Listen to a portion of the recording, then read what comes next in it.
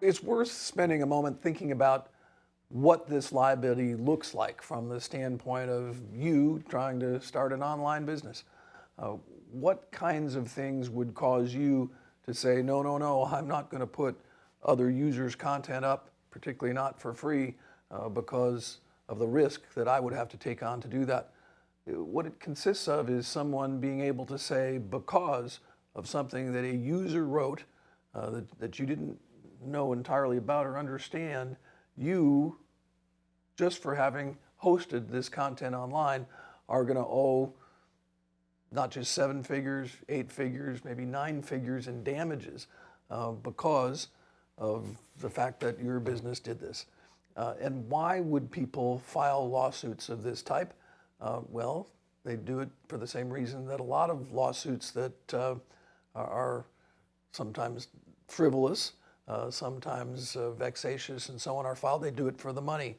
The trouble with the United States civil justice system compared to the UK, compared to Europe, the rest of the world really, is that there really is no major cost for bringing a bad lawsuit. I sometimes joke that we in America have a constitutional right to bring bad lawsuits as well as good ones. Of course, we want to encourage people to bring good claims. We want their rights to be vindicated in court.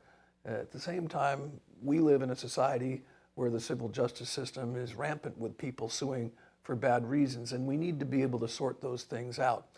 And so what Section 230 does that is very, very useful is it vindicates the First Amendment rights of platforms that are exercising content moderation, something to be encouraged, by allowing them procedurally to deal with the content question and the content in question, up front in the early stages of a lawsuit. Without Section 230, you might be closer to the average length of time in the federal system for resolving a civil claim that gets past the early point where you can dismiss a case on the pleadings or have summary judgment.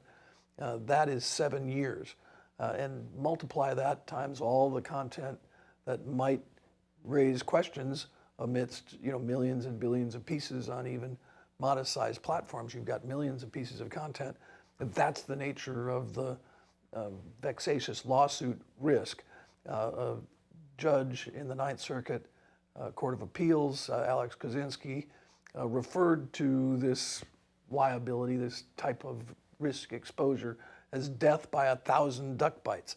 And it might well be much worse than a duck bite, and it might be much more than 1,000 these days, given the scale of online content creation. So vexatious litigation has always been a problem in our civil justice system. It would be particularly a problem when you've got so many pieces of content, and it would only take a few with big dollar signs attached to them in litigation that would require you to settle just for fear that it might not turn out your way, and you can't wait the years and years and years to go to trial.